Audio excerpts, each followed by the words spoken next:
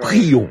Notre Père Céleste, nous te remercions ce soir du privilège que nous avons de venir à toi au nom du Seigneur Jésus, comme il nous a demandé de le faire. Et il a dit, tout ce que vous demanderez au Père en mon nom, je le ferai. Nous croyons cela, Seigneur, de tout notre cœur, et nous te prions de nous pardonner toutes nos erreurs, nos manquements, et de sanctifier ce petit rassemblement ce soir pour l'honneur et la gloire de ton nom. Nous le demandons au nom de ton enfant, le Seigneur Jésus. Amen. Vous pouvez vous asseoir.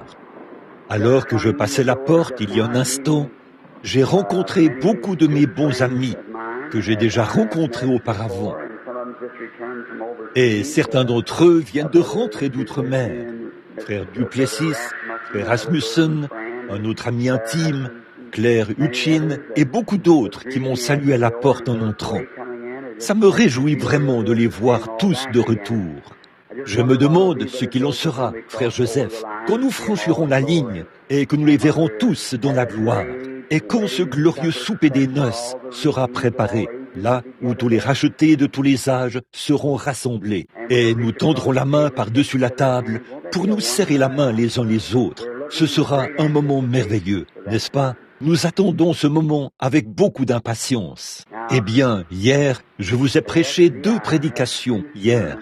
Vous avez fait preuve de beaucoup de patience en les écoutant. Alors, je vous suis reconnaissant de ce que vous avez eu la grâce de revenir un lundi soir. Et donc, ce soir, j'ai pensé qu'il serait bon que nous consacrions tout notre temps ce soir à parler des dons et de la manière dont les miracles et la guérison divine s'opèrent. Juste un petit exposé avant de former notre ligne de prière. Et aussi, frère Joseph m'a appelé aujourd'hui et m'a dit qu'il voulait que je vous prêche ou vous enseigne plutôt demain après-midi à 14 heures.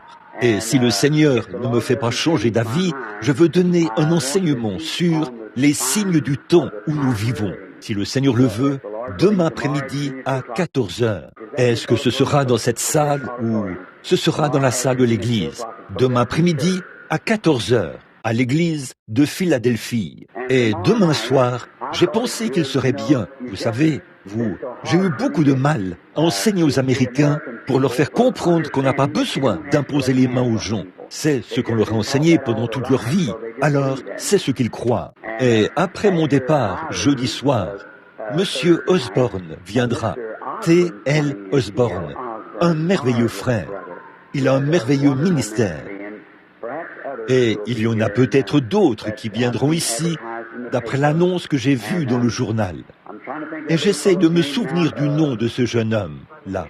X, Tommy X et Olgivi seront présents aux réunions. Merci, frère Joseph. Frère, je me rappelais que frère X venait, mais pas Olgivi. Donc, ces hommes-là seront ici, et ce sont des hommes qui prient pour les malades et qui leur imposent les mains. Mais vous savez, comme nous sommes à la maison ici, à l'église locale, et mon école locale, l'école Lane Tech, ici à Chicago, je pense que demain soir, si Dieu le veut, nous aurons simplement une ligne pour imposer les mains et prier pour les malades.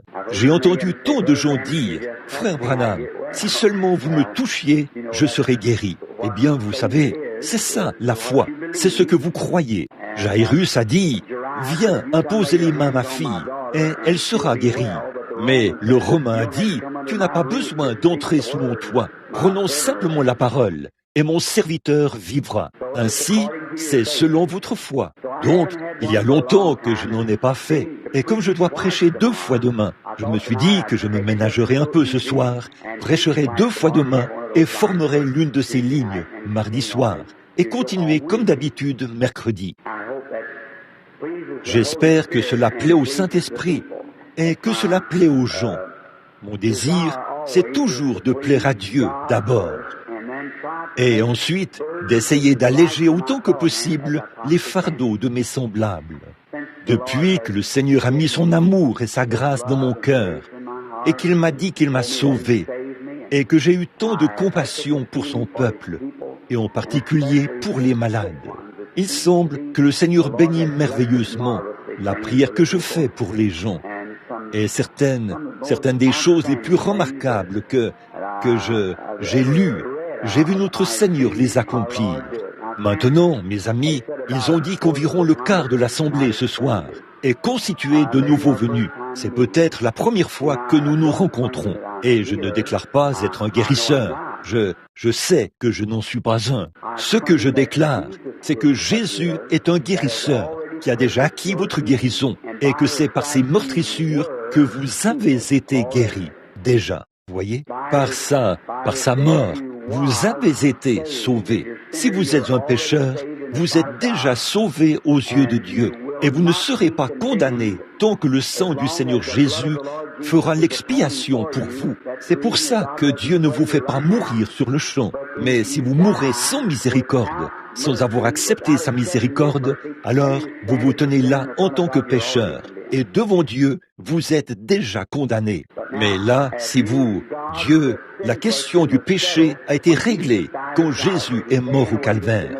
Il a ôté le péché du monde. Eh bien, et si vous en recevez les bienfaits en acceptant cela comme étant votre personnel, comme votre sauveur personnel maintenant, et si vous acceptez cela, alors vous êtes affranchis parce que Christ vous a affranchis. Mais si vous rejetez cela, vous vous êtes jugé vous-même et vous avez jugé qu'il était indigne et incapable de vous sauver. Et c'est la même chose quant à la guérison, car il était blessé pour nos transgressions. C'est par ses meurtrissures que nous avons été guéris. Maintenant, Dieu a placé des dons dans l'Église. Et ces dons, c'est Dieu qui les a placés dans l'Église. Je sais qu'il y a probablement ici des presbytériens, des luthériens, et je suis moi-même baptiste. Et vous vous demandez donc pourquoi nous nous réunissons tous dans une communion comme celle-ci.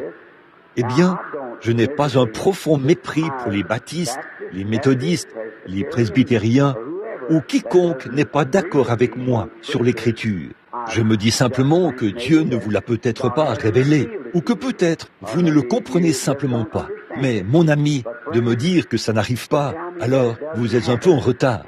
J'ai bel et bien déjà vu cela arriver, voyez.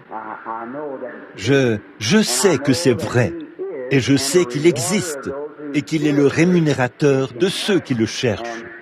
Et je crois que Dieu n'a rien perdu de sa puissance. Je crois qu'il est le même hier, aujourd'hui et éternellement en tout point.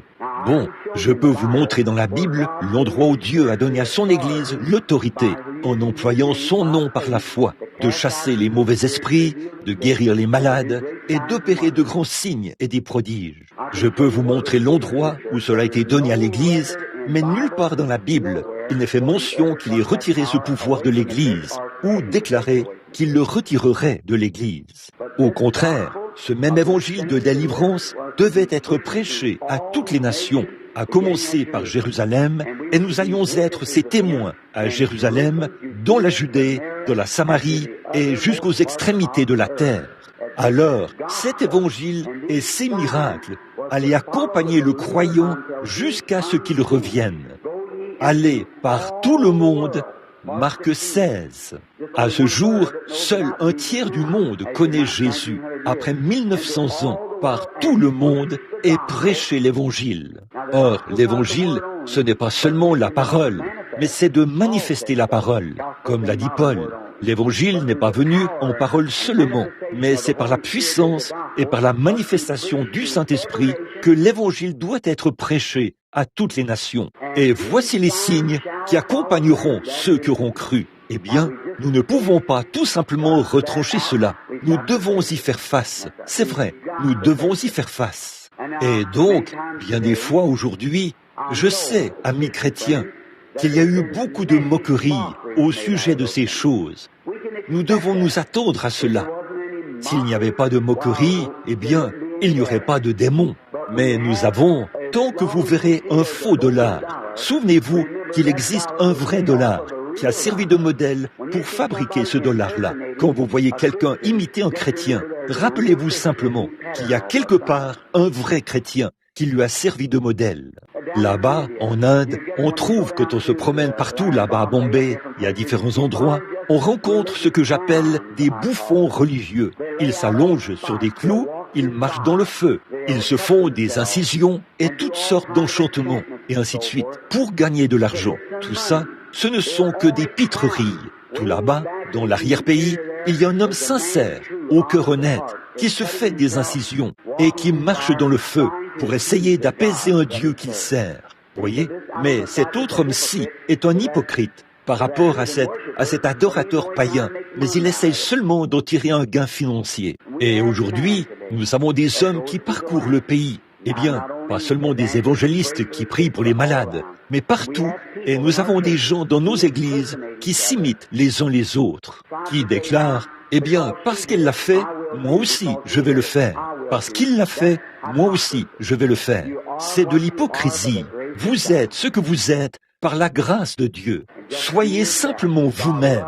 Dieu vous aimera davantage et les gens vous aimeront davantage aussi. Si vous êtes simplement vous-même, soyez honnête et sincère dans ce que vous faites et Dieu bénira vos efforts. Bon, il y a quelques jours, un homme, je lisais un livre dans lequel un homme avait écrit un terrible article contre moi. Je crois que j'en ai parlé hier ou à un moment donné. Il disait qu'il connaissait un homme pour qui j'avais prié ou que j'avais appelé dans l'auditoire et qu'il avait été guéri d'un mal pendant 2 ans. Le mal est revenu et il a dit, ça montre que la guérison divine est fausse, a-t-il dit. Sinon cet homme serait resté guéri. Eh bien, même le médecin ne sera pas d'accord avec lui là-dessus. Alors,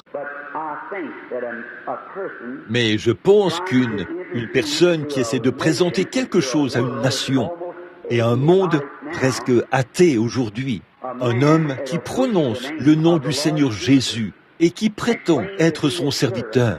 Je crois que si un homme me présentait et que j'étais un pécheur, qu'il me présentait aux yeux du public, comme certaines personnes présentent le Seigneur Jésus, je serais prêt à le faire arrêter et à le faire mettre en prison. C'est vrai, voyons, ils essayent de dire qu'il est un faiblard. Voyons donc, il est un Dieu qui a vécu il y a bien des années, mais il ne vit plus aujourd'hui. Ce n'est qu'un petit livre ou quelque chose du genre. Nous gardons quelques credos qui mentionnent ce que sa vie était. Non, monsieur, je ne crois pas cela. Je crois qu'il est tout aussi vivant et réel aujourd'hui qu'il l'était quand il a ouvert la mer Rouge et que les enfants d'Israël ont traversé. Tout aussi réel aujourd'hui que lorsqu'il est entré dans la fournaise ardente avec les enfants hébreux, dans la fosse aux lions avec Daniel, ou lorsqu'il s'est tenu sur les rives de la Galilée et a rendu aux lépreux son état normal, ou lorsqu'il a touché, lorsque la femme à la perte de sang l'a touché. Je crois qu'il est tout à fait le même Seigneur Jésus aujourd'hui, tout aussi réel et tout aussi vivant qu'il l'a toujours été. Je pense qu'il est sans faille. C'est nous qui avons des failles. Je pense que c'est là que se trouve la faille. Maintenant, ôtons la faille.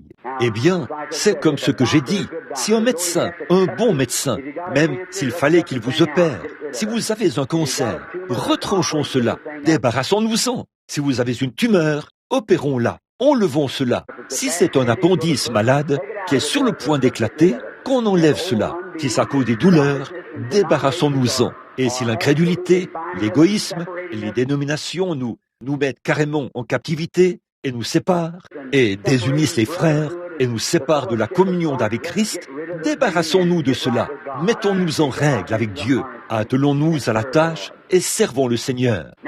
Maintenant, dans le livre, il est enseigné que Dieu a placé dans l'Église 5 dons qui exercent un ministère. Premièrement, des apôtres, des prophètes, des docteurs, des évangélistes et des pasteurs. Dieu place souverainement ses dons dans l'Église. Bon, Dieu place ses dons dans l'Église. Ensuite, quand on entre dans le corps de Christ, là, il y a 9 dons spirituels qui doivent être présents dans le corps de chaque Église locale.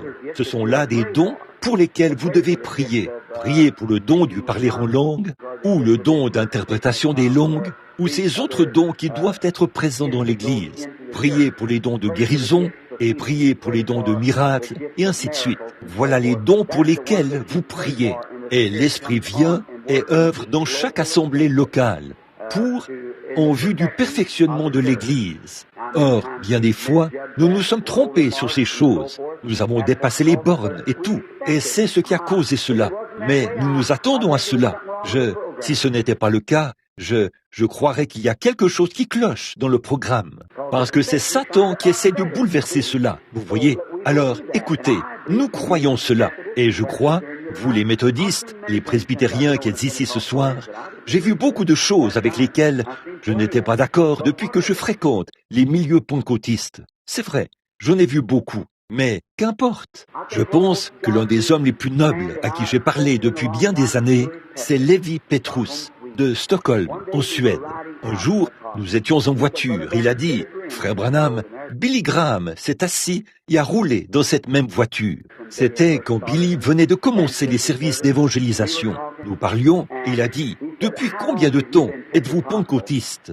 J'ai dit, « Depuis que j'ai reçu le Saint-Esprit. » Et il a dit, « N'étiez-vous pas d'abord baptiste ?» J'ai dit, « Oui, monsieur. » Il a dit, « Moi aussi. » Et il a dit, « Je les ai vus briser les meubles et renverser les chaises. » A-t-il dit, « Mais je savais qu'ils avaient quelque chose. Alors, je me suis associé à eux pour pouvoir les ramener. » Oh, j'aime ça. J'ai dit, « Frère Petrus, juste un instant, laissez-moi noter ça. Je veux garder cette remarque. Je me suis associé à eux pour pouvoir les ramener. » Eh bien, quand je suis venu dans le pentecôtisme, parmi les pentecôtistes, j'ai découvert que les uns étaient unitaires, les autres binitaires et d'autres des trinitaires. L'un était baptisé comme ceci et comme cela, l'un était ceci et l'autre cela. Ils étaient divisés, l'un dans les assemblées, l'un dans l'église unie et l'un dans ceci. Et vous savez ce que j'ai fait?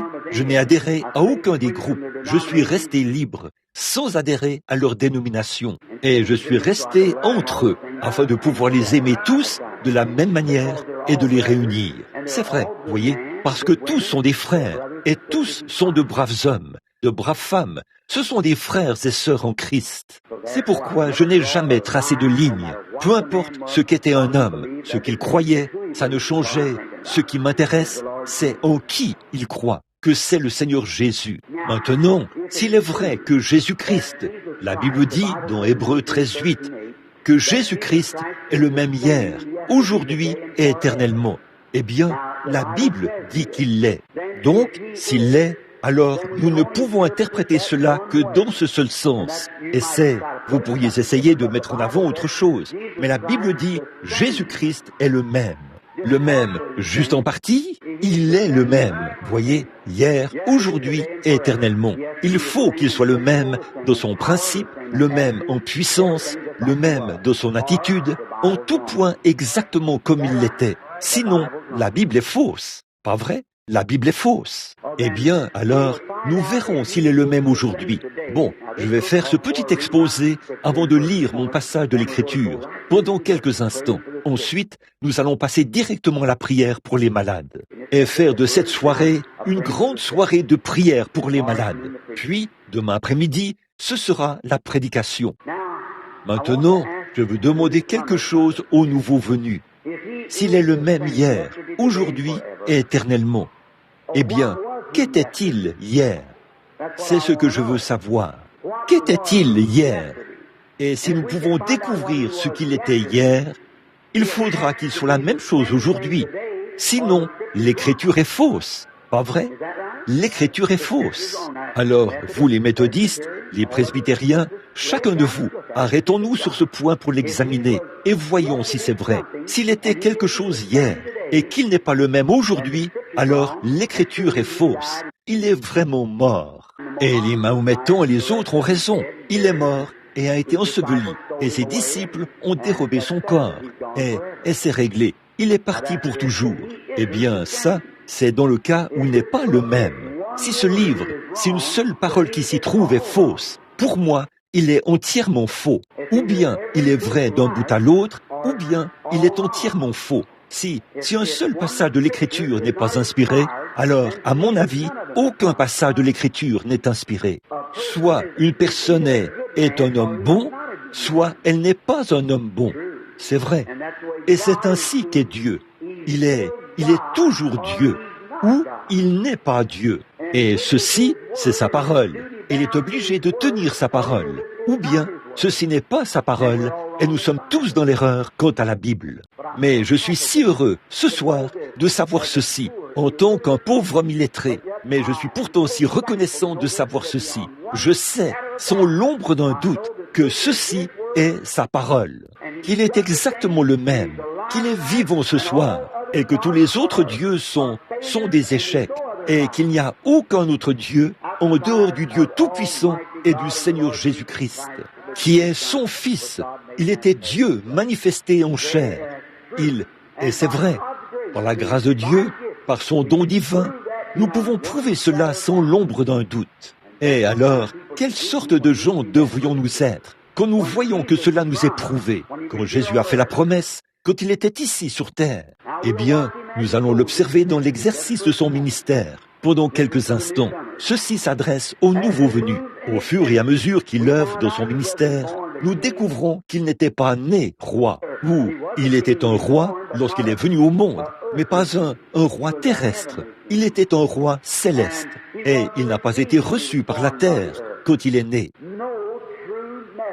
Aucun véritable messager, écoutez bien, aucun vrai et véritable messager, à ce jour, ni à aucun jour, aucune époque, n'a jamais été reçu par le monde. Aucun messager de Dieu n'a jamais été reçu par le monde. Et permettez-moi de dire ceci un peu plus fort maintenant. Jamais le système ecclésiastique de ce monde n'a reçu le messager de Dieu. Réfléchissez à ça. Tout au long des âges, quand les hommes ont établi leur système ecclésiastique et que Dieu a envoyé ses messagers, ils les ont condamnés. Jésus a dit, « Lequel des prophètes, vos pères, n'ont-ils pas lapidé? Lequel d'entre eux ?» Voyez, certainement, ils sont toujours condamnés quand ils portent le message de Dieu, parce que c'est contraire à la conception que l'homme a de Dieu.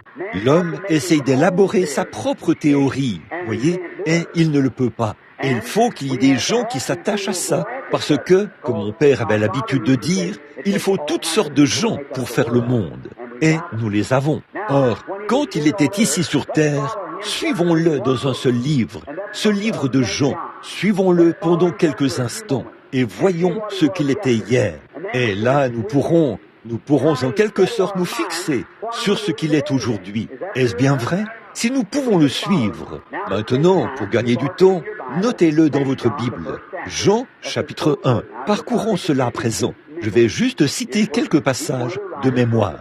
Bien sûr, chacun des écrivains a écrit la même chose. Et peut-être qu'ils n'ont pas écrit cela. Ils ont mis par écrit la même scène. Mais peut-être que si vous vous teniez ici et que vous voyez quelque chose et que quelqu'un d'autre se tenait ici, il pourrait y avoir quelques différences dans votre récit. Mais c'est la même scène. Maintenant, dans Jean 1, quand Jésus est né, et alors, nous connaissons l'histoire. Et quand il a commencé son ministère, après sa tentation, aussitôt qu'il a commencé son ministère, il l'a commencé en prêchant l'évangile aux pauvres, parce que les riches l'avaient rejeté. Et autre chose, il a commencé à guérir les malades. Avez-vous remarqué cela? Eh bien, alors, si le programme de Dieu, comme certains le disent, c'est que Dieu veut que l'homme souffre pour sa gloire, et que Jésus est descendu pour faire la volonté du Père, il a dit qu'il l'a fait, pas vrai? Alors, pourquoi a-t-il donc guéri ces malades et ces affligés? S'il est venu pour faire la volonté de Dieu, qui les a rendus malades. La volonté de Dieu, selon ce que les hommes disent aujourd'hui, que Dieu rend les gens malades afin qu'ils puissent montrer sa gloire dans leur patience. Et que là, Jésus descend et les débarrasse de toutes ces maladies. Alors, il est allé à l'encontre du but même pour lequel le Père l'a envoyé. Il aurait dû descendre et rendre tout le monde malade. Voyez, ça aurait alors été le but du Père. Mais voyez-vous combien les hommes présentent cela différemment de la manière dont Dieu fait les choses? Voyez? Eh bien, est-ce que cela vous semble raisonnable? Est-ce bien la Bible? Bon, nous sommes un petit groupe ce soir et nous parlons à cœur ouvert. Quand Jésus a rencontré, ses disciples ont tous commencé à le suivre. Et nous voyons qu'il y avait un homme du nom de Pierre qui avait été sauvé. Et, chose étrange, quand il est venu à Jésus, Jésus savait qui cet homme était. Eh bien, c'était une chose étrange, n'est-ce pas? Lorsqu'il est venu, il a dit, « Eh bien, tu es Simon, fils de Jonas, a-t-il dit. Mais désormais, tu t'appelleras Pierre. Tu es Simon, ton père s'appelait Jonas. Je vais donc t'appeler Pierre. Et Pierre signifie petite pierre. Et il a dit, je t'appellerai désormais petite pierre. C'était une chose étrange, venant d'un homme qui ne l'avait jamais vu. Et pourtant, il connaissait son nom. Il savait qui était son père et tout à son sujet. C'était un peu... Mais c'était Jésus hier. Si c'était Jésus hier, il faut que ce soit Jésus aujourd'hui, s'il est le même. Pas vrai? Ensuite, nous voyons qu'un autre homme du nom de Philippe s'est converti. Et il avait un bon ami qui fréquentait l'église orthodoxe. Alors, il est allé de l'autre côté de la montagne, un trajet de quelques kilomètres, et y a trouvé son ami en train de prier sous un arbre. Et il a dit, « Viens voir celui que nous avons trouvé, Jésus de Nazareth, le fils de Joseph. » Et cet homme, qui était très fervent et qui avait été enseigné dans la religion juive orthodoxe, s'est redressé et a dit, « Eh bien, écoute bien, Philippe, peut-il venir d'une ville comme Nazareth quelque chose de bon? » Je pense que Philippe lui a donné la meilleure réponse qui soit. Viens et vois. Quand vous entendez les gens critiquer ceci et critiquer cela, allez voir vous-même. C'est ça qu'il faut faire. Je vais en parler dans quelques instants. Viens voir toi-même. Aussi a-t-il dit, très bien, j'irai avec toi. Et les voilà qui partent de l'autre côté de la colline. Et ils se sont avancés là. Jésus priait pour les malades. Et les Juifs étaient tous là à le condamner, à le critiquer. Et vous savez, si vous allez à une réunion pour y trouver quelque chose à critiquer, le diable ne manquera pas de vous oindre. Vous trouverez certainement quelque chose à critiquer. Si vous y allez pour en tirer ce qui est profitable, Dieu vous oindra et vous en tirerez ce qui est profitable. Donc, ils étaient tous là, oints du diable. La Bible dit qu'ils l'étaient. Jésus a dit qu'ils l'étaient. Ils étaient oints du diable. Et les croyants étaient oints de Dieu. Alors, Philippe est venu en compagnie de Nathanaël. Il est venu avec lui comme quelqu'un qui l'amène à la réunion. Et lorsque Jésus a promené le regard sur l'auditoire et l'a vu, il a dit, « Voici un Israélite dans lequel il n'y a point de fraude. » Eh bien, si je le disais en termes simples, ce serait, voilà un véritable croyant chrétien, un homme vraiment franc, quelque chose comme ça. Eh bien, a dit cet homme, un instant là, je n'ai jamais vu cet homme, je n'ai jamais entendu parler de lui, ce n'est qu'hier que Philippe m'a parlé. Et voici que nous sommes arrivés ici, sur le terrain. Et dès que je me suis avancé dans cette ligne, cet homme m'a dit que je suis un croyant. Comment sait-il que je suis un croyant? Et comment sait-il que je suis honnête? Il a dit, « Rabbi, d'où me connais-tu? Quand m'as-tu connu ?» Jésus l'a regardé un instant et il a dit, « Avant que Philippe t'appelle, quand tu étais en train de prier sous l'arbre, quand Philippe est arrivé, je t'ai vu. » Eh bien, a-t-il dit, « Rabbi, tu es le Fils de Dieu, tu es le roi d'Israël. » Là, c'était le vrai croyant orthodoxe. Jésus a dit, « Parce que je t'ai dit ceci, que je t'ai vu sous l'arbre là-bas, et que je savais que tu étais un homme bon, et que je ne t'ai jamais vu de ma vie, parce que je t'ai dit ces choses. Crois-tu en moi? » Oui, Seigneur. Il a dit, « Tu verras alors de plus grandes choses que celles-ci. Maintenant, viens. Suis-moi. » Et qu'est-ce que les Juifs disaient? Les Juifs disaient, vous savez ce qu'il est, ce gars-là? C'est Belzébul. Là, c'est un diseur de bonne aventure. Il fait de la télépathie mentale. Et c'est le diable qui l'inspire à faire ces choses. Vous voyez, ils n'arrivent pas à trouver une faille. Alors, ils fabriquent leur propre discours et disent, c'est le diable qui l'inspire. C'est le diable qui fait ces choses. C'est Belzébul. Jésus s'est tourné vers eux. Maintenant, regardez. Ça, c'était Jésus hier. Pas vrai? Eh bien, s'il est le même, il faudra qu'il fasse la même chose aujourd'hui. Sinon, il n'est pas le même. Est-ce vrai? Il faut qu'il soit le même aujourd'hui. Et alors, ces conducteurs, Jésus s'est tourné vers ses conducteurs. Maintenant, écoutez. Observez Jésus maintenant. Écoutez ce qu'il a dit. Écoutez attentivement. Il a dit, « Quiconque parlera contre le Fils de l'homme, il lui sera pardonné. Mais quand le Saint-Esprit sera venu et que vous parlerez contre cela, alors, autrement dit, le seul moyen c'est donc d'aujourd'hui que Jésus parlait, voyez? Parce que Jésus était dans un corps physique à ce moment-là. Le corps physique a été élevé devant le trône de Dieu comme sacrifice d'expiation. Et le Saint-Esprit, qui est Christ, l'Esprit de Christ, est ici aujourd'hui. Il a dit, bon, vous, pendant que je suis ici sur terre, si vous parlez contre cela et que vous m'appelez Belzébul, puisque l'Écriture a continué et qu'elle disait que comme il disait qu'il avait un esprit impur, traitons l'esprit de Dieu qui était dans cet homme d'esprit impur, de démon. Il a dit, si vous me parlez contre cela maintenant, je vous pardonnerai. Mais quand le Saint-Esprit sera venu, si vous parlez contre lui, il ne vous sera jamais pardonné, ni dans ce siècle, ni dans le siècle à venir. Là, quel avertissement sévère pour ce jour-ci, alors qu'il est ici dans sa puissance de résurrection. Eh bien, c'est ce qu'il a dit. Ce sont là ses remarques. Maintenant, allons un peu plus loin. Quelques jours plus tard, il descendait à Jéricho. Attendez, et sur ça, il est allé directement de Jérusalem à Jéricho, si jamais vous avez déjà visité la Palestine. Mais il est passé par la Samarie. Il avait besoin d'aller en Samarie. Je me demande pourquoi. Bon, dans quelques minutes, nous allons voir pourquoi il y est allé. Le Père lui avait dit d'aller là-bas. C'est tout là-haut, de l'autre côté de la montagne. De ce côté-ci, au lieu de descendre. Mais il est monté à Jéricho à partir de... Pas à Jéricho, mais en Samarie. Excusez-moi. Il s'est assis près d'un puits et a renvoyé ses disciples. Après qu'il les a renvoyés, une femme de Samarie est arrivée.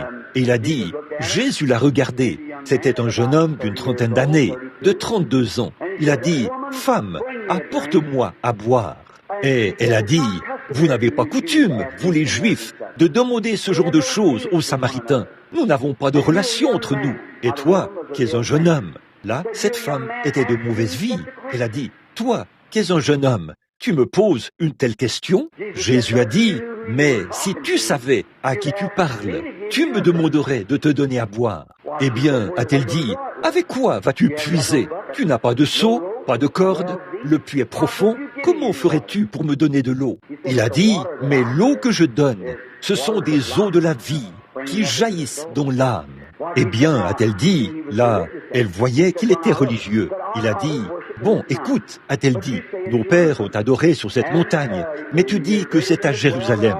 Et tu es plus grand que ce puits que notre père avait creusé autrefois, et ainsi de suite. Et Jésus a poursuivi la conversation. Maintenant, voici mon interprétation. Il contactait son esprit. Le père l'avait envoyé là-bas, mais il y avait là une femme. Bon, juste un instant. Je vais le prouver par l'écriture. Après avoir découvert quel était son problème, il a dit, « Va chercher ton mari et viens ici. » Elle a dit, « Je n'ai pas de mari. » Il a dit, « C'est vrai, tu en as eu 5. » Elle s'est retournée et l'a regardé. « Qui est ce jeune homme d'âge mûr ici? Ce juif qui est assis ici? » Elle a dit, « Rab ?» Elle a dit, « Seigneur, je vois ou je comprends par ceci, parce que tu m'as dit que tu es prophète. » Eh bien, elle n'a jamais dit, c'est Belzébul. Elle a dit qu'il était prophète. Elle a dit, je vois que tu es prophète. Maintenant, écoutez l'opinion des Samaritains. Maintenant, vous voyez l'opinion qu'ont eu les Juifs. Quand ce Juif est venu, il a vu accomplir son signe. Il a dit, Rabbi, tu es le Fils de Dieu, le roi d'Israël. Maintenant, qu'est-ce que les Samaritains vont dire? Cette Samaritaine a dit, je vois que tu es prophète. Et nous savons que quand le Messie viendra, il nous annoncera ces choses. Mais elle n'arrivait pas à saisir qui il était. Elle a dit, tu es certainement un prophète. Mais nous savons que nous attendons la venue du Messie. Et quand le Messie viendra, il accomplira ce signe. Jésus a dit, je le suis, moi qui te parle. Oh là là! Si c'était là le signe du Messie hier, c'est le signe messianique aujourd'hui. S'il est le même hier, aujourd'hui et éternellement. Pas vrai? Une femme, quelques jours après cela, il traversait une foule pour aller guérir une petite fille malade. Et une femme a touché son vêtement en se disant en elle-même, si je parviens à le toucher, je vais me rétablir. C'est un saint homme. Et je crois qu'il est vraiment ce qu'il dit qu'il est. Elle a touché son vêtement et elle a couru se cacher dans la foule. Jésus a dit, qui m'a touché? Qui m'a touché? Et tout le monde, elle et tous les autres ont dit, personne. Non, je ne t'ai jamais touché. Et Pierre, toujours, vous savez, avec l'audace qu'il avait, il s'est présenté là et a dit, Seigneur, comment serait-ce possible de le savoir?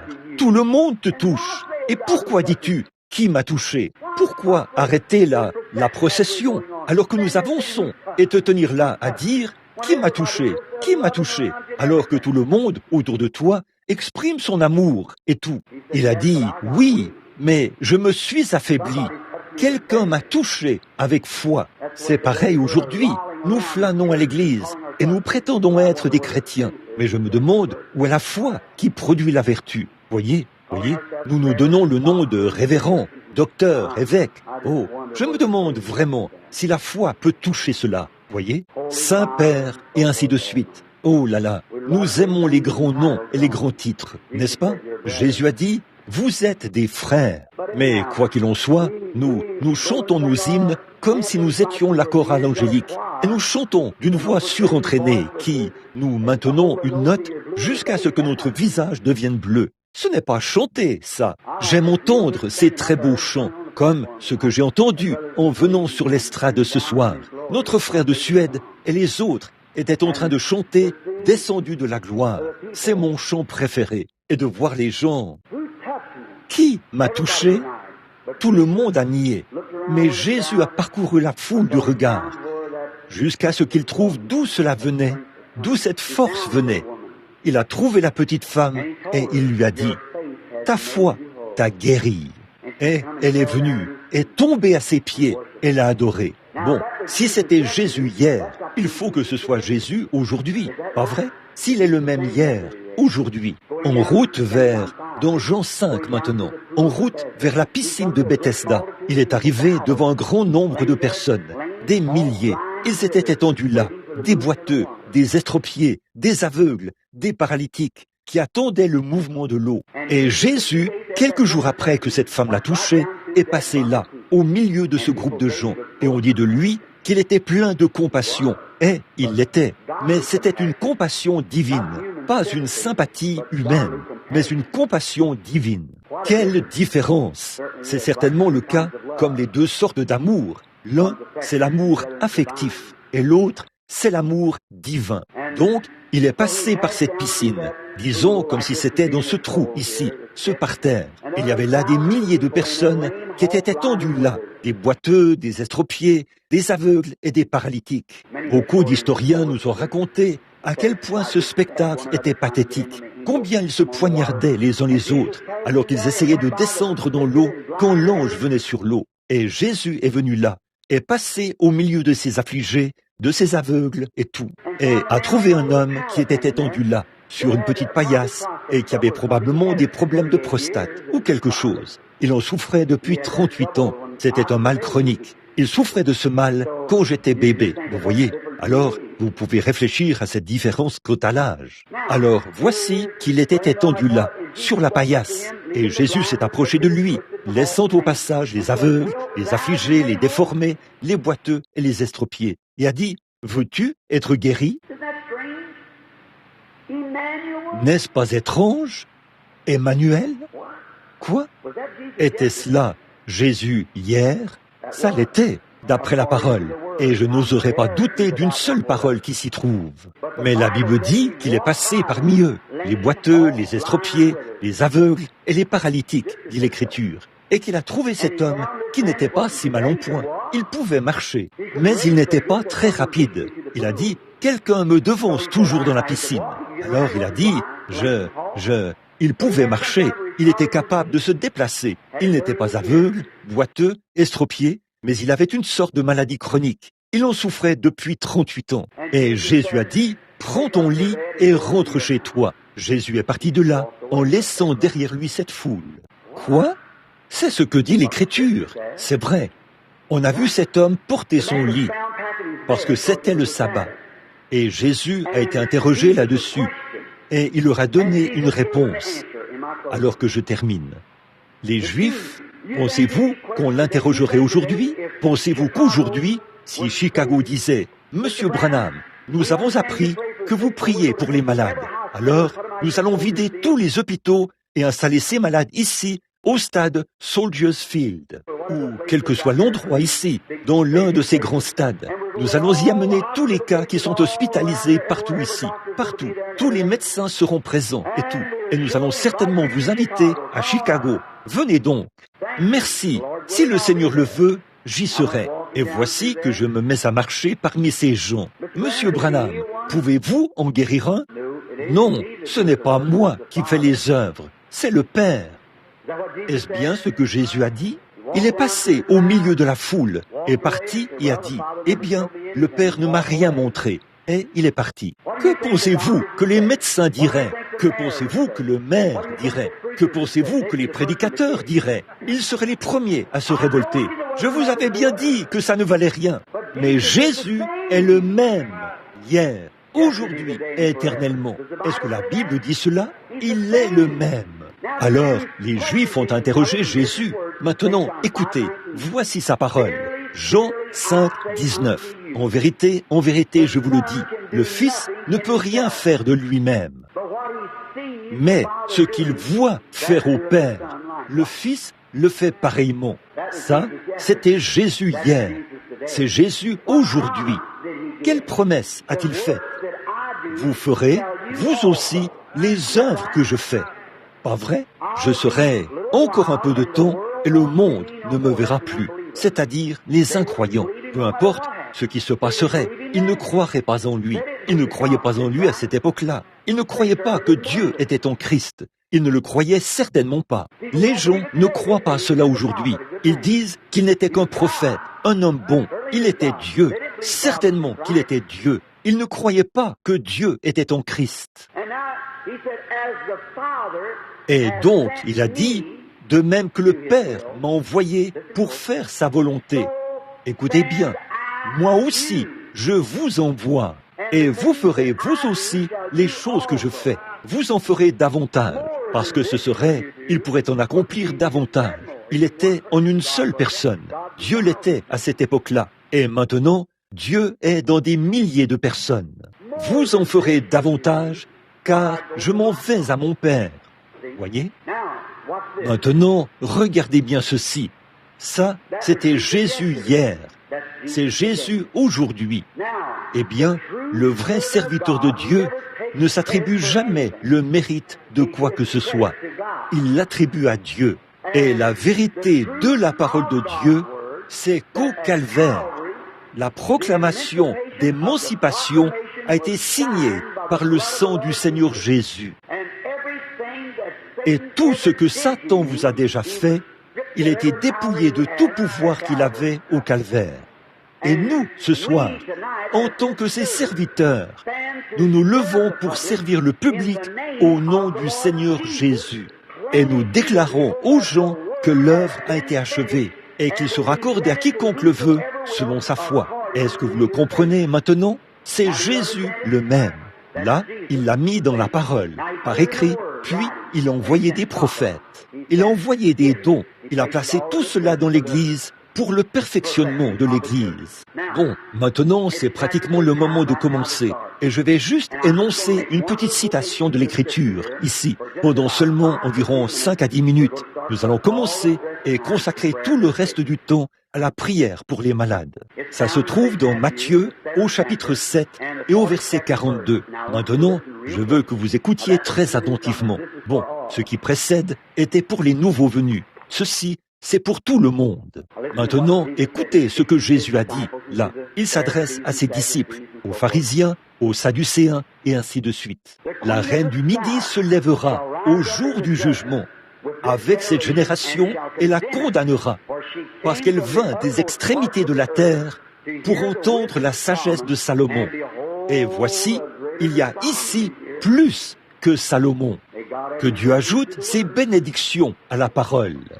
Un jour, David, alors qu'il était assis en compagnie de Nathan le prophète, a dit « Est-ce bien que j'habite dans une maison de cèdre et que l'arche de mon Dieu soit sous une tente ?» Et Nathanaël, ou Nathan, étant un vrai prophète de Dieu.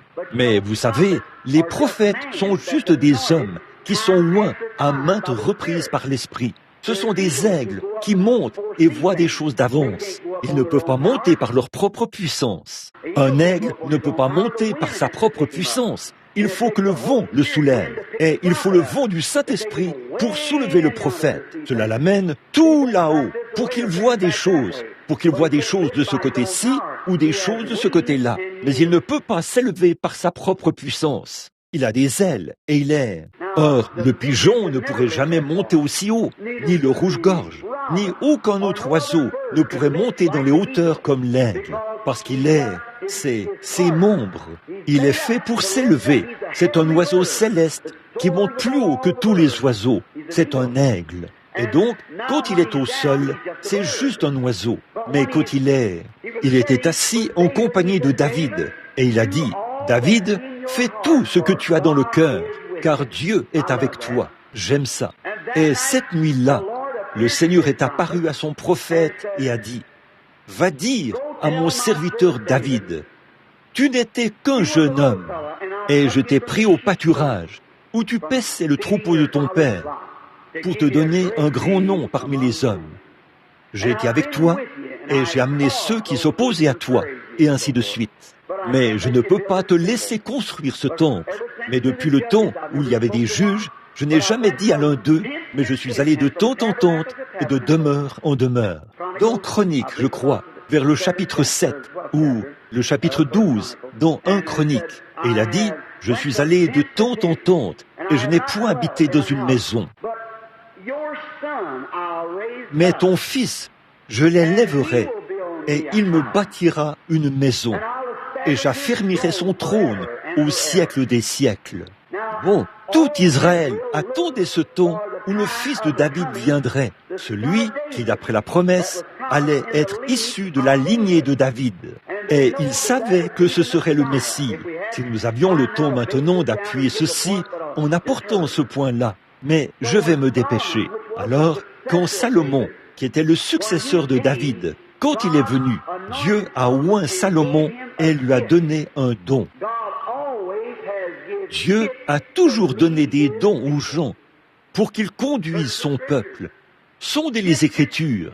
Des êtres humains qui ont reçu des dons ont conduit le peuple de Dieu. Donc, Salomon a prié afin d'obtenir un don de sagesse. Et Dieu lui a donné le don de sagesse pour qu'il puisse conduire le peuple. Et l'époque de Salomon a été appelée l'âge d'or d'Israël. C'était un type ou une préfiguration de la venue du Seigneur Jésus dans le glorieux millénium, quand le monde entier vivra dans un âge d'or. Et Salomon a préfiguré Jésus. Et quand, avec un seul don, et quand Jésus est venu, il avait tous les dons. Dieu lui a donné l'Esprit sans mesure. Et il est venu, et quand il était plus grand, il a simplement dit que le prophète avait prêché à Ninive. En fait, un miracle s'était produit. Un prophète plein de feu, ayant un don, est allé là-bas, dans le ventre d'une baleine, où tous les habitants de Ninive étaient, sur la côte. Ils pêchaient, et tous les pêcheurs étaient là, méchants qu'ils étaient. La baleine est vite arrivée, a ouvert la bouche, le prophète en est sorti, et c'était un signe. Et avec l'onction, il a prêché à des gens qui ne savaient pas distinguer leur droite de leur gauche, au point qu'une ville de la taille de Saint-Louis, dans le Missouri, s'est repentie et a revêtu ses animaux de sac. Et elle s'est repentie à la prédication de Jonas. Jésus l'a dit. Il a dit, ils se lèveront au jour du jugement et condamneront cette génération. Ils n'ont eu qu'un seul signe. Un prophète loin a prêché un seul message. Et toute la ville s'est repentie.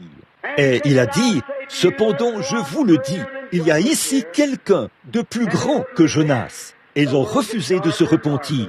Le monde devient de plus en plus sombre et il s'éloigne toujours plus. La connaissance augmente, tout comme la sagesse, et ainsi de suite, sur le plan mondain. Et le royaume de Dieu continue à souffrir.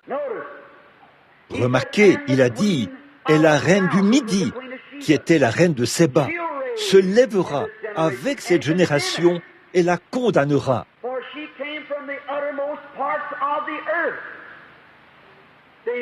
Car elle vint des extrémités de la terre pour entendre la sagesse de Salomon. Et cependant, je vous dis qu'il y a ici plus que Salomon. Remarquez, il les condamnait parce qu'il n'avait pas reconnu l'esprit oint de Dieu qui était sur lui. Ils essayaient de l'étiqueter comme un fou. Ils essayaient de l'étiqueter comme un homme possédé du diable, qui opérait des miracles par le diable. Il a dit, ces gens et vous, les grands ecclésiastiques, autrement dit, qui êtes assis ici avec vos boutons fantaisie et qui voulez qu'on vous appelle docteur et rabbin, les gens de Ninive, qui ne savaient même pas distinguer leur droite de leur gauche, se sont repentis quand ils ont vu le signe du prophète oint, Jonas, qui est sorti du ventre d'une baleine après y avoir passé 3 jours, et il a donné un message. Ce peuple, ignorant et sans instruction, se lèvera au jour du jugement et vous condamnera, vous, les ecclésiastiques. Vous le voyez? Et il a dit, la reine de Séba, un pays païen, impie, est venue et a entendu la sagesse de Salomon. Bien qu'étant païenne, elle se lèvera au jugement et vous condamnera, vous, les prédicateurs, parce qu'elle est venue des confins de la civilisation pour entendre la sagesse de Salomon. Vous voyez, il les réprimandait, parce que beaucoup de signes avaient été accomplis, des signes messianiques, et ils refusaient quand même d'écouter. Ils avaient le cœur dur. Oh, ils étaient endoctrinés. Oh là là. Ils avaient des licences en lettres, des licences en droit, et toutes sortes de diplômes. Mais ils ne sont pas parvenus à voir qu'il était le Messie. Ils ne sont pas parvenus à reconnaître cela, quoique les Écritures annonçaient que ces choses arriveraient. Puis-je m'arrêter ici un instant pour dire, comme mon organisateur a dit il y a quelques semaines, si Dieu n'envoie pas bientôt de jugement sur les États-Unis, pour qu'il soit un Dieu juste, il devra ressusciter Sodome et Gomorrhe et leur présenter des excuses.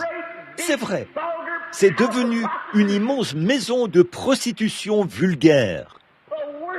La pire du monde. Les taux de divorce sont plus élevés ici que partout ailleurs dans le monde. Des femmes nues, à moitié habillées, se pavanent dans la rue, boivent, font la bombe, et presque toutes sont des membres d'église. Oh, vous les pasteurs qui vous tenez là, et qui laissez votre assemblée s'en tirer avec de telles choses, vous subirez encore plus de condamnation, et Dieu vous redemandera leur sang. Et là, tournez en dérision la guérison divine, et la puissance du Seigneur Jésus ressuscité, qui prouve qu'il est vivant. Vous entendez cela? Maintenant, regardez le prix que cette reine de Séba a dû payer. Savez-vous combien de temps il lui a fallu pour effectuer ce voyage? 3 mois. Quand le don qu'avait Salomon avait été reconnu par les gens, et qu'il était établi qu'il était un homme doté d'un don, et que Dieu était avec Salomon, tout le monde venait de partout pour voir Salomon, parce qu'il avait un don divin qui était à l'œuvre et qui faisait ses preuves. La Bible dit, Dieu rendra témoignage de ses dons. Il l'a toujours fait et il le fera toujours. Il se peut qu'on dise beaucoup de choses qui ne sont pas vraies, mais Dieu rendra témoignage de ses dons. Si vous ne croyez pas que le Saint-Esprit est un don de Dieu, attendez qu'il vienne sur vous une fois. Dieu rendra témoignage de ses dons. Eh bien, tous ceux qui venaient dans ce pays, qui était séparé de la Palestine par des centaines de kilomètres de désert, tous ces gens qui arrivaient là-bas, la reine de Séba les entendait toujours dire « Oh, le grand Dieu des Israélites a oint un homme et lui a donné un don. Il s'appelle Salomon. C'est lui qui est roi là-bas. Tout le monde doit aller y faire une visite. » Et tout à coup, Jésus a dit ceci quand il était ici sur terre. « Nul ne peut venir à moi si mon Père ne l'attire. » Il a dit « Vous avez des yeux et vous ne voyez pas. Vous avez des oreilles et vous n'entendez pas, afin que l'Écriture s'accomplisse. » Dieu avait fait cela. Donc, il a dit, nul ne peut venir à moi si mon Père ne l'attire premièrement. Mais, d'une manière ou d'une autre, au fond du cœur de cette reine de Séba, il y avait un désir de voir ce glorieux don de Dieu. Elle ne voulait pas. Elle acceptait ce que disaient ces autres personnes, mais elle voulait le voir elle-même. C'est exactement ce que Philippe a dit à Nathanaël. Il a dit, viens et vois toi-même. Quelqu'un va critiquer la chose. Ne prenez pas ce que quelqu'un d'autre dit. Venez voir vous-même. L'Écriture dit, goûtez et voyez combien l'Éternel est bon. Essayez cela une fois. Un jeune homme, une fois, mangeait une pomme, tandis qu'un incroyant contestait en disant que Dieu n'existait pas. Le jeune homme a épluché la pomme, l'a coupée en quartiers, en a mis un morceau dans sa bouche et s'est mis à manger. Il lui a dit, « Que veux-tu » Il a répondu, « Je veux vous poser une question. » Il a dit, « Laquelle » Il a dit, « Cette pomme, est-elle sucrée ou sûre » Il a dit, « Je ne sais pas, ce n'est pas moi qui la mange. » Il a dit, « C'est exactement ce que je pensais. » Et il est retourné s'asseoir. Comment le savez-vous? Goûtez et voyez. Donnez une chance à Dieu. Voyez s'il remplacera votre misère par de la gloire. Voyez s'il remplacera votre tristesse par du bonheur. Voyez s'il remplacera votre maladie par la santé. Voyez s'il remplacera vos théologies par le Saint-Esprit. Essayez voir. Goûtez et voyez combien l'Éternel est bon. Donnez-lui simplement une chance. Et la reine a dit, j'irai voir moi-même. Et là, je veux vous faire remarquer combien c'était un sacrifice. Quand vous venez voir Dieu, vous ne venez pas simplement sur un lit de roses. Vous devez faire un sacrifice. C'est un chemin de sacrifice. C'est un chemin de mort. Vous devez mourir pour venir à lui. Vous devez oublier tout ce que vous connaissiez pour apprendre de lui. Vous devez vous vider pour qu'il puisse vous remplir. Il ne fait pas du tout de mélange. Vous devez vous vider. Alors, regardez ce qu'elle a fait. Elle a pris une caravane de chameaux. Non seulement cela, mais elle est venue avec des présents. Elle a dit, si c'est vrai, je vais apporter des présents. Et elle les a chargés d'or, d'aromates, de cannelle et d'habits somptueux.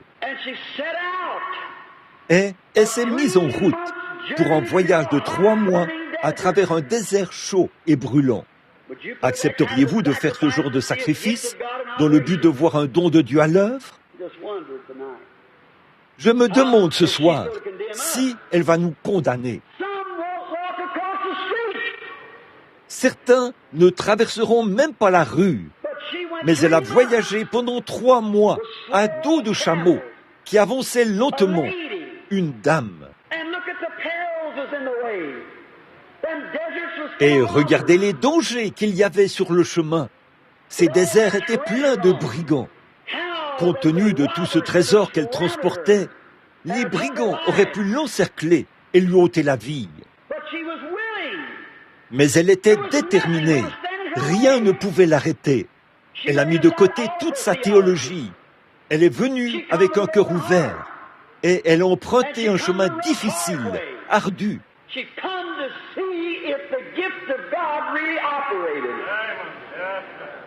Elle est venue voir si le don de Dieu était vraiment à l'œuvre.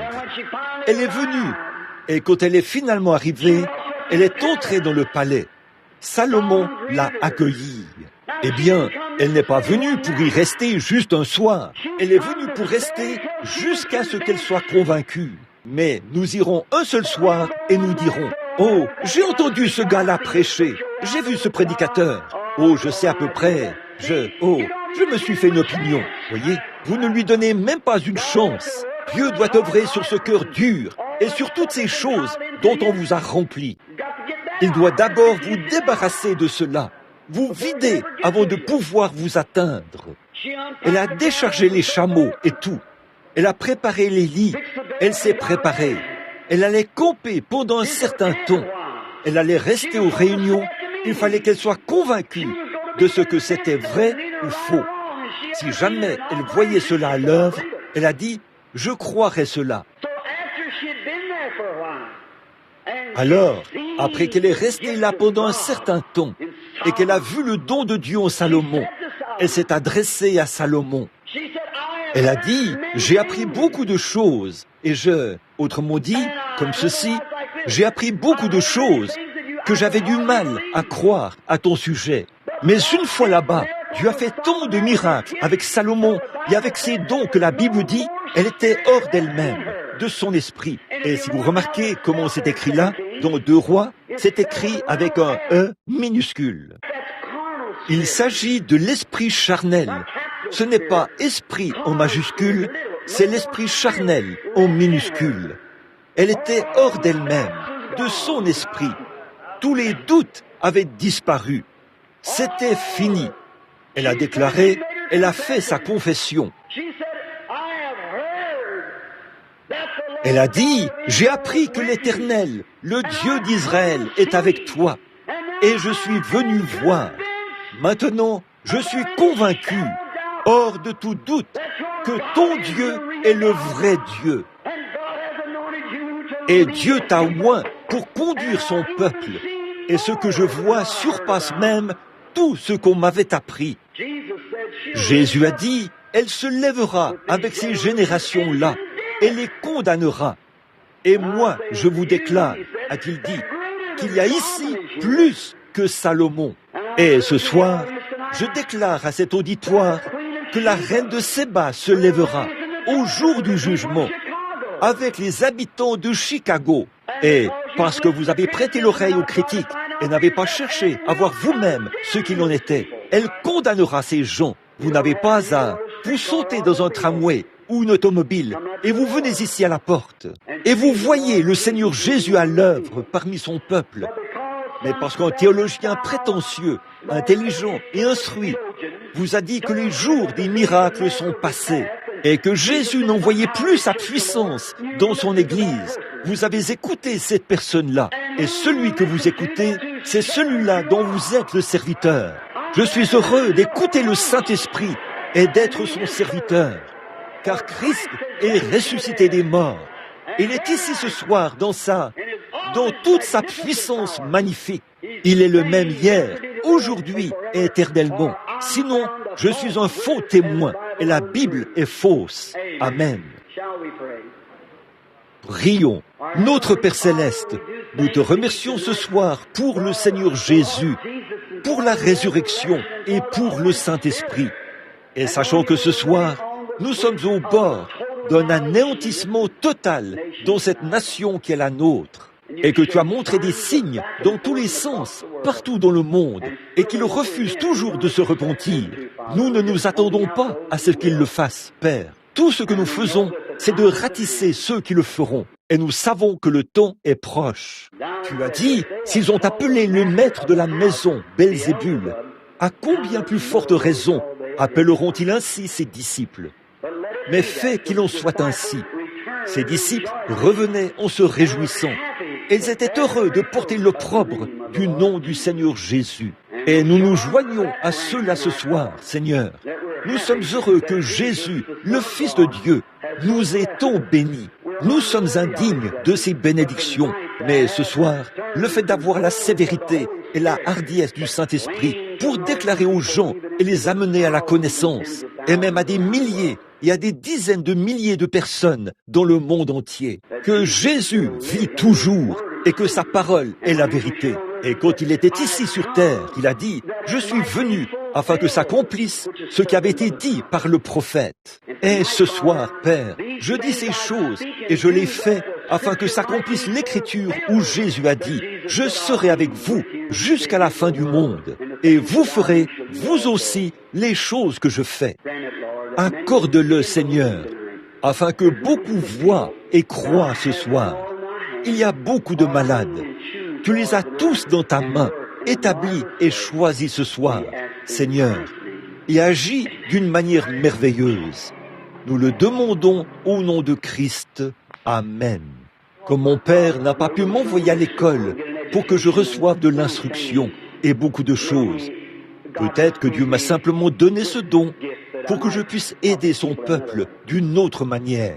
Mais maintenant, je veux vous demander quelque chose de sincère. Eh bien, ce soir, je vous ai longuement enseigné au sujet de Jésus, ce qu'il est, qui il est, ce qu'il fait, ce qu'il a fait par le passé. Maintenant, s'il vient sur cette estrade et accomplit tous les signes dont j'ai parlé ce soir, ici même sur cette estrade, ces choses qu'il a faites, est-ce que vous tous, les nouveaux venus et tous les autres, vous qui êtes ici pour la première fois, croirez-vous de tout votre cœur qu'il vit et règne encore? Le ferez-vous? Levez la main maintenant. Merci. Bon, j'ai confiance qu'il le fera. Maintenant, souvenez-vous, mes amis, je dis ceci et je fais cette déclaration. Tout cela, c'est par la grâce. Vraiment, le chemin qui mène à Dieu, là-bas, combien ont été avec moi à différents endroits, hors de l'église, chez moi et à d'autres endroits, où ils ont vu l'Esprit de Dieu venir sur moi et dire des choses exactement comme elles allaient se produire. Et ont vu cela se produire tel quel? Levez la main, où que vous soyez dans la réunion. Regardez ces mains, pas à l'église, mais ailleurs, à différents endroits. Voyez? Oh, ici, ce n'est rien en comparaison d'ailleurs. Je suis en train de marcher dans la rue et il me dit, maintenant, rends-toi au prochain coin de rue. Une dame viendra de ce côté-ci. Elle sera dans un fauteuil roulant. Elle aura une Bible à la main. Et je vais dire exactement ce qui... Regardez bien, nous allons arriver là-bas et le Seigneur va guérir cette personne. Et ça se produit exactement à cet endroit. Eh bien, on te demandera de venir dans telle rue. N'y va surtout pas, parce que je veux que tu ailles par ici. Il y aura un bébé malade, on t'appellera après-demain, et tu prieras pour lui par téléphone. Ne sors pas. Pour ce bébé, tu diras à sa mère comment il est habillé et comment il est couché sur le lit. Il me fera voir la scène très clairement. Dis-le lui, et le bébé sera guéri. Et je vais rester là à attendre cela. Voyez? Eh bien, combien sont au courant de ces choses et savent que c'est vrai? Vous avez été avec moi dans d'autres endroits. Levez de nouveau la main, comme ça, si vous avez vu cela. Les voyez-vous? Alors, vous voyez ce que je veux dire. Vous voyez? Ça ne faillit jamais. Ça ne peut pas faillir. Dieu ne peut pas faillir. Et maintenant, mes amis, pourriez-vous arrêter un instant et pourriez-vous vous élever et prendre tous les doutes et toutes les petites choses qu'il y a dans votre esprit, sur le plan spirituel, là, et les mettre sous vos pieds et les retenir là pendant quelques minutes, et de penser que si ces choses sont là, si ceci est la vraie Bible, et ça l'est, et que Jésus est le Fils de Dieu ressuscité, celui-là même qui était suspendu au calvaire, celui-là même le Dieu d'éternité, qui se tient ici même en ce moment, ici même dans ce bâtiment, tout juste à côté de vous. Réfléchissez à cela, mes amis. Non, n'êtes-vous pas heureux? Comme c'est merveilleux.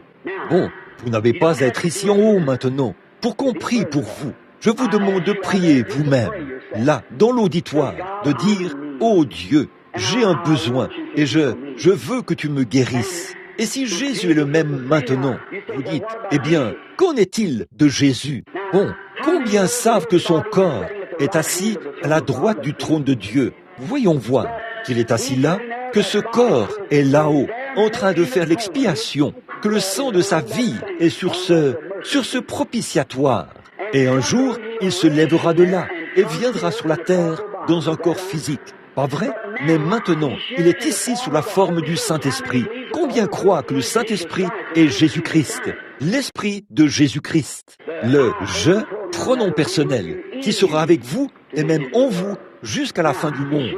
Maintenant, il est ici, sous la forme de l'Esprit, voyez, et il a lui-même placé dans l'Église des prophètes, des docteurs, des évangélistes, des pasteurs. Il donne des dons dans l'Église. Il est formidable, n'est-ce pas? Alors, si c'est ce qu'il fait, et la seule chose que vous puissiez faire, la seule chose que je puisse faire, c'est de m'abandonner, simplement m'abandonner, de m'enlever du chemin et de le laisser dire la chose. Est-ce que, Billy, est-ce que c'est... Frère Wood, s'il te plaît, venez ici, madame. Maintenant, cette dame qui se tient devant moi, je suppose que nous sommes des inconnus l'un pour l'autre, n'est-ce pas, madame? Nous ne nous sommes jamais rencontrés de notre vie. Je veux que vous observiez là, pour que vous puissiez en tirer des... Demandez à la dame. Elle est ici en tant qu'une personne en route vers l'éternité. Et je devrais comparaître avec cette femme parce que nous vivons tous les deux dans la même génération. Je devrais comparaître là-bas au jour du jugement. Et vous devrez comparaître avec moi, vous et moi. Nous devrons rendre notre témoignage. Vous feriez mieux de l'accepter ce soir. Or, nous ne nous connaissons pas. Je n'ai aucun moyen de vous connaître. Nous sommes deux personnes différentes. Et je suis un homme blond et vous êtes une femme de couleur. Et c'est encore une très belle image de la même chose qui s'était produite. Il se trouve que ce soir, j'allais commencer l'appel par le numéro 1, mais quelque chose n'arrêtait pas de me dire « Dis 35, dis 35 ». Et j'ai commencé à dire « 1 », quelque chose a dit « 35 ». Et j'ai dit « 35 ». Et c'est une femme de couleur qui s'est levée, la première. Voilà. Alors qu'est-ce que c'est? C'est une image. Le Saint-Esprit est ici maintenant même. Voyez? C'est une image pour vous montrer que Jésus est le même hier, aujourd'hui et éternellement. Tenez, il était juif. La femme au puits était une samaritaine, quelqu'un d'une autre race. Et il y avait de la ségrégation raciale. Et voici que c'est la même chose ce soir. Un homme blond et une femme de couleur. Et là, le juif s'est adressé à la femme. Il lui a dit, « Apporte-moi à boire. » Elle a dit, « Oh, il y a des lois sur la ségrégation. » Autrement dit, parce que nous, comment est-ce possible que vous les juifs ayez des relations avec nous? Vous n'avez pas coutume de demander ce genre de choses-là. Voyez? Oh, c'était terrible. Mais Jésus lui a tout de suite fait savoir qu'il n'y avait aucune différence entre eux. Nous sommes tous des créatures de Dieu, qu'importe notre couleur. Mais voici, Jésus lui a parlé pendant quelques minutes. Il a poursuivi la conversation jusqu'à ce qu'il trouve quel était son problème. Et là, il le lui a dit. Et qu'est-ce qu'elle a dit? Eh bien, nous savons que le Messie fera ces choses quand il viendra. Mais toi, qui es-tu? Es-tu un prophète? Il a dit, je suis le Messie. Alors, si c'était là son signe à l'époque, ce serait son signe ce soir. Vous croyez cela, madame? Maintenant, en tant que personne qui est en route vers l'éternité, étant donné que j'ai prêché longuement et que je suis une personne qui devra vous rencontrer au jugement. Et à l'auditoire ici, il n'y a rien de caché, c'est vrai. Dieu ne fait pas les choses en cachette, il fait les choses ouvertement, en public. Et par la grâce de Dieu, je ne dis pas qu'il le fera. Il se peut que je doive dire, eh bien madame, je vais prier pour ce qui ne va pas chez vous et vous laisser poursuivre votre chemin. Il se peut que je sois obligé de faire cela s'il ne moint pas. Mais s'il moignait de son esprit, alors s'il arrivait que son esprit qui a vécu dans le corps de Jésus vienne sur ce corps, par sa grâce.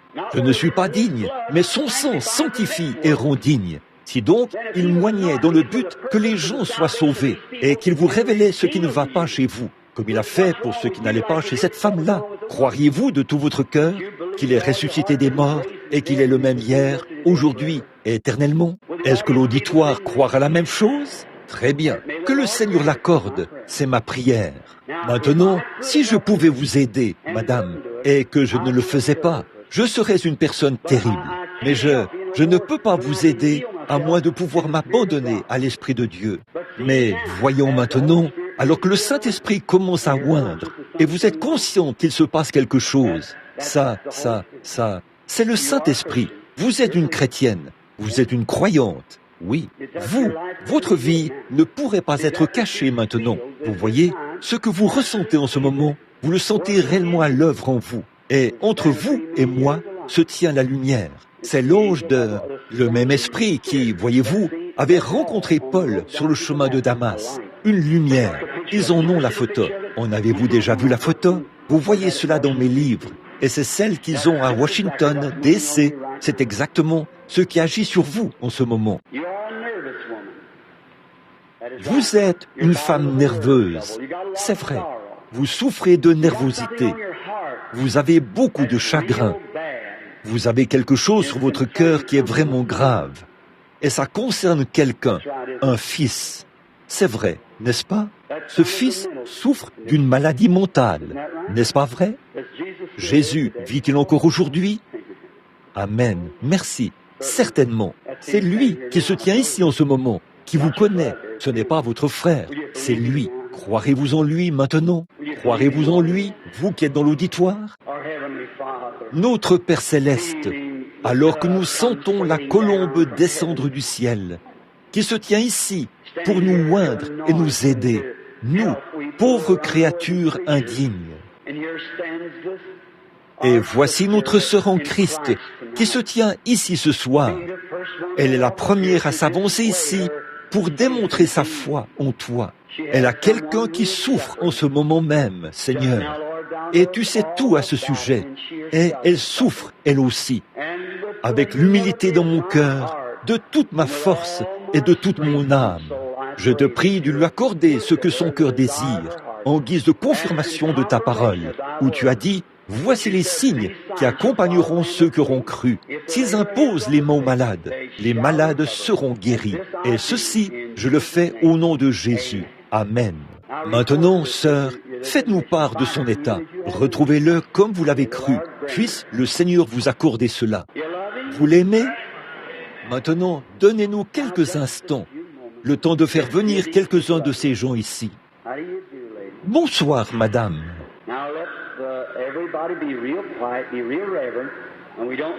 Maintenant, que tout le monde soit bien tranquille, soit très respectueux. Nous ne savons pas exactement ce qu'il va faire. Quelqu'un dans l'auditoire l'a touché à l'instant même. C'est vrai, c'était une femme. Elle avait quelque chose autour du bras, une de ces choses que le médecin presse et fait gonfler.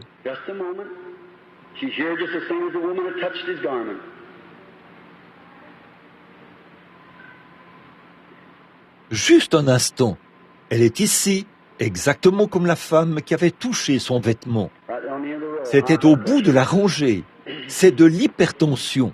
C'est vrai, n'est-ce pas, madame? Si c'est vrai, levez-vous. La dame de couleur qui porte une petite cravate. Ah oui, est-il encore Jésus aujourd'hui? Cette femme, sans carte ni rien, elle était simplement assise là, et elle l'a touché. Maintenant, sœur, que le Seigneur vous bénisse et vous accorde ce que votre cœur désire. Et comme Jésus a dit à cette autre femme, va en paix. Que Dieu règne avec vous. Amen. C'est simplement de croire, d'avoir la foi. Si tu peux croire, tout est possible.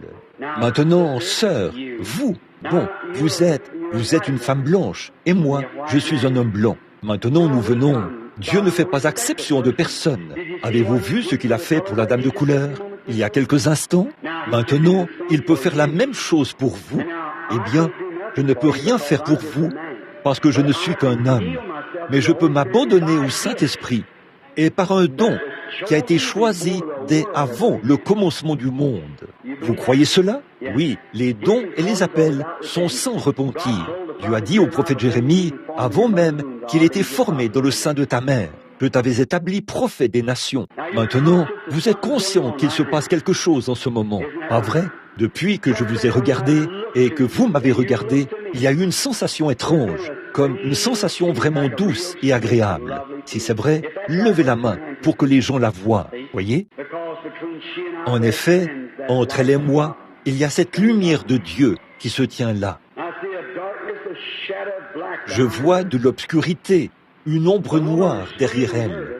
Cette femme est extrêmement nerveuse parce qu'elle est recouverte de l'ombre de la mort. C'est une tumeur maligne, c'est vrai. Mais entre vous et moi, il y a la lumière et la vie. Vous ne pouvez pas douter qu'il y a quelque chose ici qui vous connaît, pas vrai? Maintenant, approchez-vous de la lumière, entrez-y et acceptez la lumière, le Seigneur Jésus, et acceptez la guérison. Alors la tumeur ou le cancer, la vie le quittera et vous vivrez. Pouvez-vous croire? Croyez-vous maintenant que Jésus-Christ, le Fils de Dieu, vit et qu'il est ici pour vous aider maintenant? Voudriez-vous vous avancer un instant pour que je puisse poser mes mains sur les vôtres?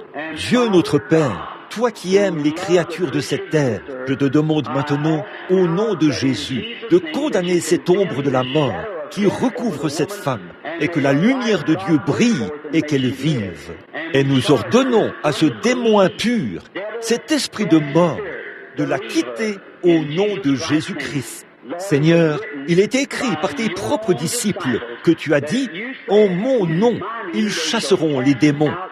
Et ceci, je le fais au nom de Jésus. Amen. Allez, et que la paix de Dieu soit avec vous. Voudriez-vous vous avancer, madame? Ayez foi en Dieu. Maintenant, croyez un instant. Ne doutez pas.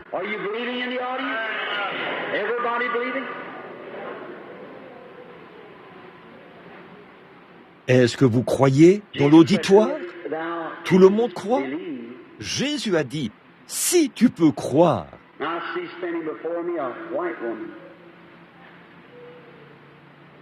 Maintenant, je vois une femme blanche qui se tient devant moi. She's touching the master. Elle est en train de toucher le maître et elle est dans cet auditoire. Elle est assise juste ici, vêtue d'un tricot rouge. Elle souffre d'un problème à la poitrine. Ça vous a effrayé quand ça vous a quitté, n'est-ce pas, sœur? La dame qui est assise là, avec les cheveux coupés courts. Voudriez-vous vous lever un instant, vous qui avez le tricot rouge? Est-ce merveilleux d'être libéré de cet esprit? Vous l'avez touché maintenant. Allez en paix et que Dieu soit avec vous. Amen. J'ai vu quelqu'un qui portait un tricot rouge et j'ai vu cette dame qui portait une robe rouge, le manteau rouge. J'ai regardé, j'ai vu cela, je me suis dit, je savais que cette femme-là portait un tricot rouge et j'ai regardé et voici qu'elle était par ici et j'ai vu que c'était là son problème. Eh bien, je vous suis inconnu, madame. Je ne vous connais pas, pour autant que je sache en ce moment. Nous sommes des inconnus l'un pour l'autre, mais Dieu nous connaît tous les deux. Pas vrai? Vous êtes allé me voir au Canada. Au Canada, vous avez vu beaucoup de miracles que Dieu accomplit alors que je priais pour les malades. Évidemment, je ne vous connaîtrais pas. Vous voyez ce que je veux dire? Pour ce qui est de vous connaître personnellement, je n'aurai aucun moyen de vous connaître dans ce sens. Vous étiez peut-être à la réunion ou est-ce que c'était cette dernière série de réunions en Saskatchewan? Oh, 1946. Ça, c'est au début, quand j'ai commencé. C'était peut-être à Winnipeg, quelque part comme ça. Je crois que j'étais à Winnipeg.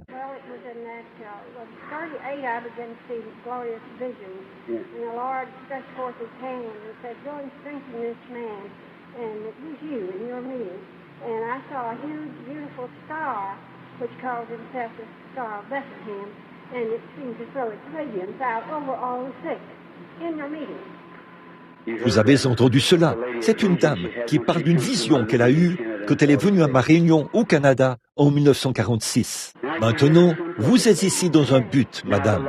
Eh bien, le Seigneur le sait, et le Seigneur n'a pas perdu sa force depuis qu'il est apparu dans cette réunion en tant qu'étoile du matin et qu'il a fait voir son éclat sur l'auditoire. Il y avait un Mexicain assis ici hier soir qui a vu la colombe de Dieu descendre dans cette lumière au-dessus de cet auditoire. Bon, maintenant, que le Seigneur Jésus vous bénisse. Et comme vous êtes une dame qui se tient là, je veux simplement voir si le Seigneur me révélera ce pourquoi vous êtes ici. Et après cela, si le Seigneur le veut, je prierai à ce moment-là. Et le Seigneur vous donnera probablement ce que vous désirez. J'ai confiance qu'il le fera. Je prie que...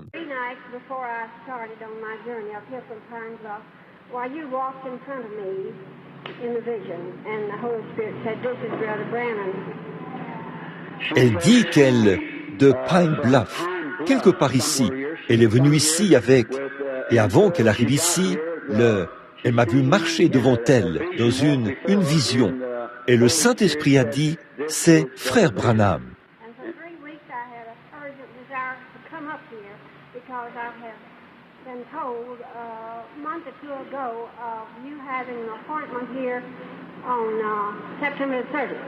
Oui, elle a appris que j'avais un rendez-vous ici. Elle désirait venir et elle a appris que j'avais ce rendez-vous. Très bien. Alors, il y a une raison pour laquelle le Seigneur veut que vous soyez ici. Je veux que vous...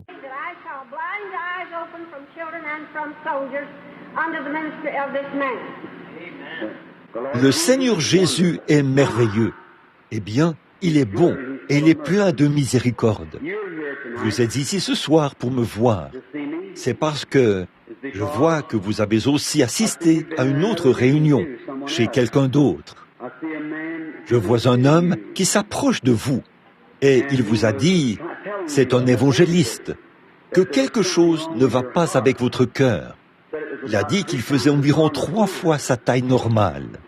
C'est vrai, c'est je ne voulais pas mentionner son nom devant le public. C'est de Monsieur Hyde dont il s'agit. Et il vous a dit que vous aviez une tumeur maligne, un cancer dans votre estomac. Et vous, le Seigneur vous a envoyé ici. Mon intention n'est pas de condamner Frère Hyde, mais c'est faux. Et c'est pour ça que le Seigneur vous a envoyé ici. C'est pour que vous connaissiez la vérité. Bien sûr, venez ici un instant. Oui, C'est pour ça que le Seigneur vous a envoyé et vous a donné la vision. Voyez, il veut que vous connaissiez la vérité, et c'est pour ça que je suis passé près de vous dans votre vision, ou quoi que c'était l'autre soir, et que Dieu vous a envoyé ici pour que vous connaissiez la vérité. Ça me coûte de condamner les paroles de cet homme, mais c'est faux, ce n'est pas vrai. Non, madame, ce n'est pas vrai. Allez, et que le Seigneur Jésus vous bénisse. Père Céleste, au nom du Seigneur Jésus, résous le problème de cette femme. Elle a dit qu'elle a presque eu une dépression nerveuse à cause de ceci. Et je te prie, ô Dieu, de lui faire comprendre et connaître maintenant que c'est ta grâce qui lui a été accordée, afin qu'elle puisse venir ici ce soir pour que ces choses lui soient dites. Je prie qu'elle rentre chez elle heureuse, en se réjouissant, et qu'elle ne soit plus troublée, et qu'elle te donne la gloire dans toute la région et partout ailleurs. Au nom de Jésus, Amen.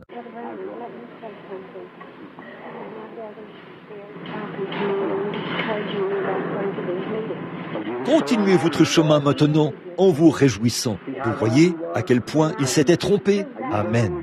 Maintenant, continuez votre chemin en vous réjouissant. Soyez heureuse. Alors, comment pourriez-vous douter que Dieu est au milieu de nous maintenant? Voyez, comme c'est merveilleux.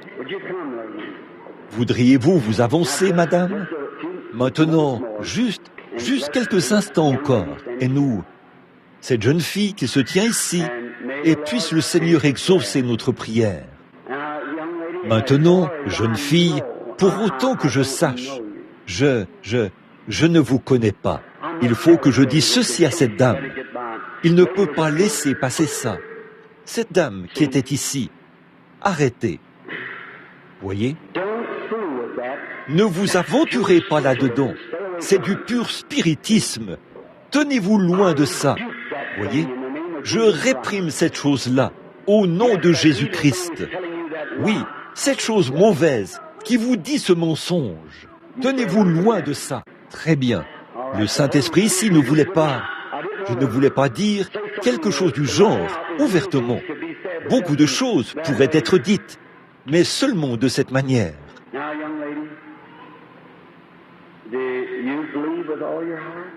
Maintenant, jeune fille, croyez-vous de tout votre cœur?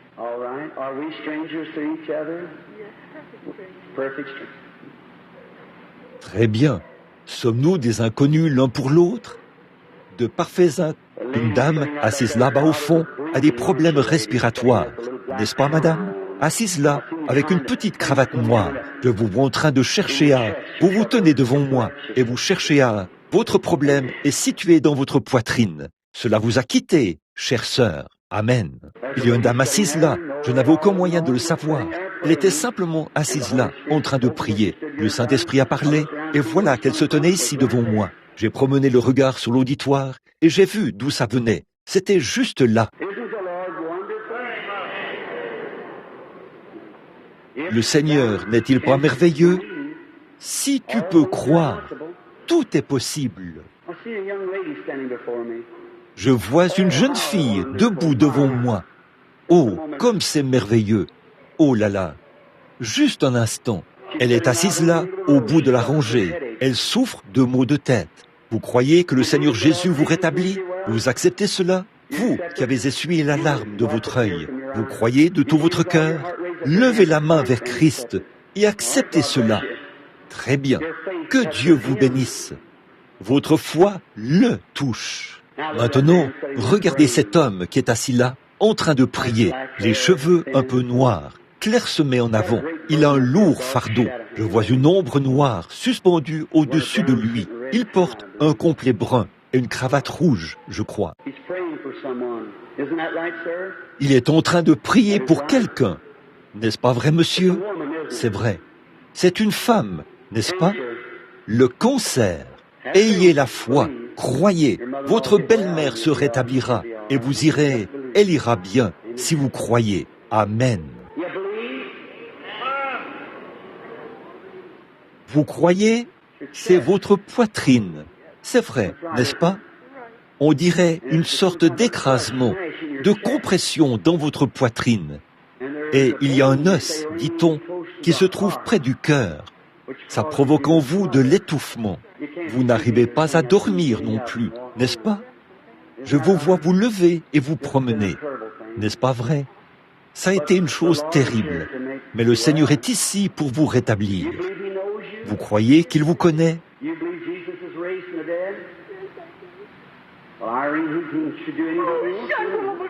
Vous croyez que Jésus est ressuscité des morts? Eh bien, Irène,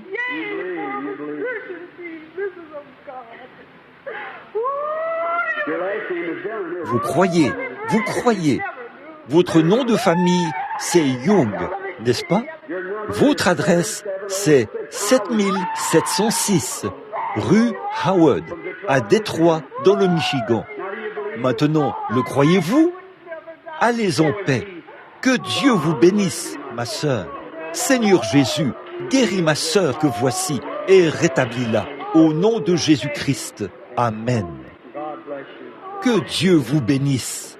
Allez, prenez ce mouchoir et envoyez-le à votre fille à Little Rock, dans l'Arkansas, pour sa maladie mentale, et puisse-t-elle se rétablir. Vous croyez qu'il est ici? Levons-nous, louons-le et soyons guéris. Notre Père Céleste, au nom du Seigneur Jésus, nous condamnons tout mauvais esprit et guéris les malades maintenant même, Seigneur. Et je prie que tu reçoives une grande gloire. Et Satan, sors de ces gens et quitte ce bâtiment au nom de Jésus-Christ. Donnez la louange à Dieu et soyez guéris, chacun de vous, au nom de Jésus-Christ.